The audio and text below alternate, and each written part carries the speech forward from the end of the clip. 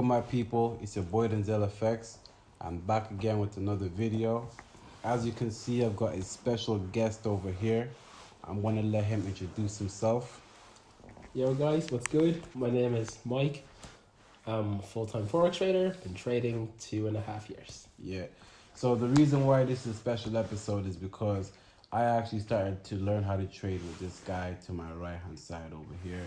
And we're just basically just going to chop it up and just talk about all things trading and all things we wish we knew all things we wish we knew about Forex before we actually got into it, because yeah, we all know that this thing is not an easy game, you know. Really? So yeah, you guys just sit back and enjoy the conversation and we just take it from there, right? So yeah, okay, what I don't like about trading sometimes, or what I wish I knew when I started to trade, was people explaining to me the difference with like lot sizes and your stop losses, and why you should place your stop loss in a certain location rather than just having a stop loss that will make your trade look nice. The same way, like, you can have a trade with a 10 pip stop loss, which is a 1:3, and it looks nice, but it's better you change that 10 to like 13, just based on the level that you're at, if you get me. So picking a bigger stop loss if it's safer rather than going for the nicer one? Basically. And what factors would you use then to find your stop loss? Damn, so to find the stop loss, I mean, obviously the main thing is I need it to be like a 1:3, right? Yeah. But secondly, if I want to give it that extra bit of room to breathe, I'm just gonna look at like the last wick and just make it like 2 or 3 pips just above that last wick, just in case we get stop hunted. And usually 90% of the time, that's what happens. It comes towards the last highest wick, then continues to drop towards the downside. So there's no point of me making a 10 pip SL just so it looks nice, when we should just play it safe. Play it safe. Honestly, like, if we play things safe, I feel like that's how we last in the game. 100%. Long term. Like, you're always better off putting your stop loss at a level where you know that if price hits that stop loss, it's more than likely going to reverse. Yeah. Rather than putting your stop loss somewhere inside the current structure still. Yeah. Because you don't want to get wicked out and the market goes your direction. Yeah. So I've got a question for you, yeah? So what's one thing you wish you could tell your younger self that started to learn how to trade? One thing... Because don't forget, yeah, do you remember when you first started trading, there's that one thing you used to always do with the pairs? Trading all the pairs? Yeah. Yo. Do you remember, like, on one day, this guy would have like 10 different pairs? Yeah, I'm like, bro, see. So now that we've kind of like moved on from that, we just remember that guy. Yeah. What would you tell this guy that starting how to trade 2 years later? So what I would have told myself back then is that you don't need a lot of pairs to be profitable, because back then I'd be looking at 10, 15 pairs for the week. So I'd be watching all these pairs every single day trying to get a trade on them, but just too much to keep up with. So right now I'm only focusing on 4 pairs. So 4 pairs that I trade religiously. Yeah. Every single week, every single day, it's the same 4 pairs. And when you're focusing on a handful of pairs, it's easier to follow the overall trend. Because you've been watching this pair week after week after week, you can kind of see where it's going every week. Exactly. So when you see it going a certain direction on a weekly basis, going into the daily 4-hour, 1 hour, smaller time frames becomes a lot easier because you can see the higher time frame direction. I swear. So one thing I would say to my older self is focus on less pairs and always focus on the higher time frame direction. If the 1 hour is going in a downtrend, but the daily is trending to the upside, I'm looking for buys, because the daily time frame will always be stronger than the smaller time frame. True. You can make profits trading with any time frame, but do always follow the higher time frame trend. And that's not a tip just to his younger self, by the way, people. That's also a tip to anybody that was also experiencing the exact same thing about taking a look at so many trades. Like he said, cut it down to 4 pairs focus on each 4 pair. That way, you know what's happening. You get me? So yeah, that's something you should do. And taking it back to the old days, do you want to tell them, like, how did you come across trading and your trading style? So how I came across trading was that I was seen on Instagram. One of my friends was promoting a signal chat, and then he was like, "Oh, minimum deposit was 350, 400 at the time," and he's like, "Oh, just get added into chat, you copy trades, easy money." And I heard easy money, and I was like, "Sure, why not? 350, 400, deposited into the broker." So then got added into signal chat. In the signal chat now, literally the fella was shooting in like 5-10 trades a day, copying all these trades. A lot of them are losing trades, few winning trades here and there. But also, like, being in work, you can't take every single trade they put in. Yeah. So it just wasn't working for me. It's getting more losses than wins. So then, obviously, like, you at the time were doing a course with the Forex dictionary. Yeah. And then you put me on them as well, saying that these guys, you know, like, they're really teaching you how to trade independently. So then I kind of went onto that as well, done that course that you were doing, learned how to trade myself, and then I kind of scrapped the whole signal side and just started focusing on my own trades.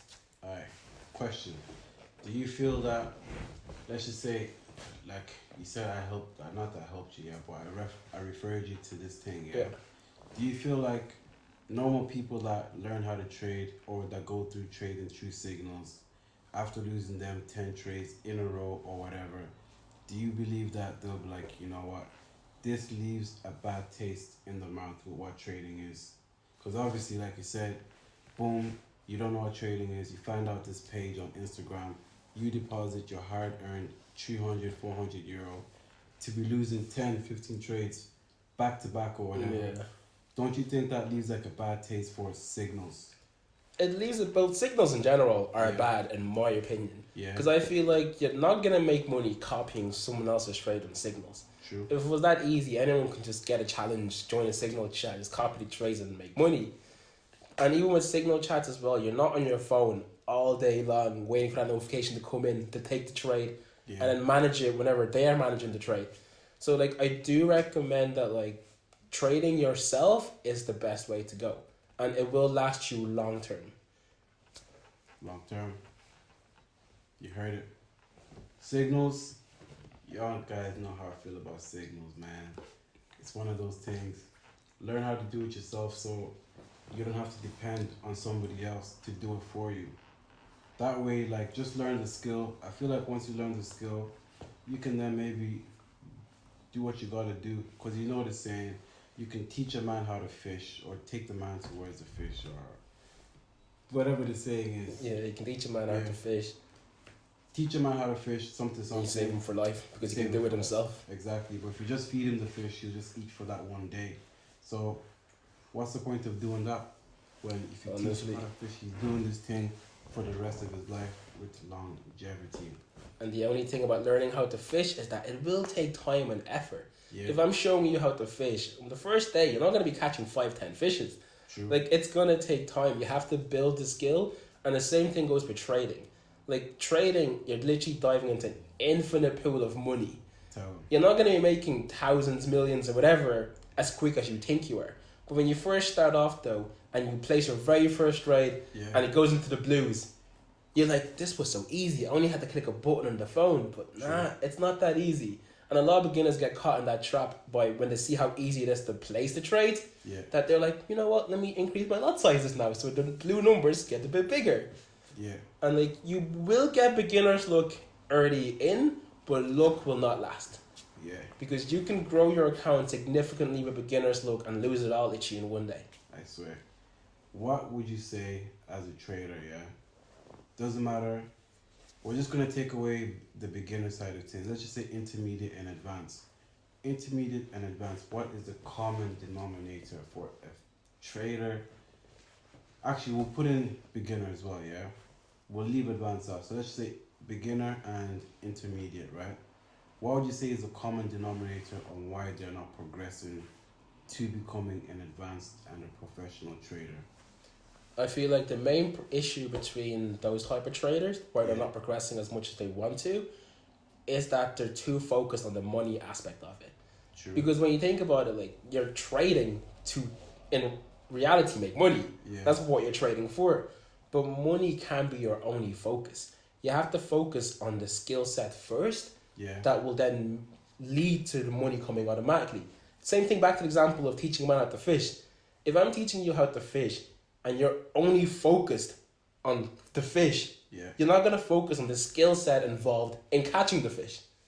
Like, you can be so passionate about wanting to catch the fish, but if the skills aren't there to catch it, it's just not going to happen. True. Doesn't matter how much you love it or how badly you want it. Yeah. You got to focus on the skills first that will lead to that result.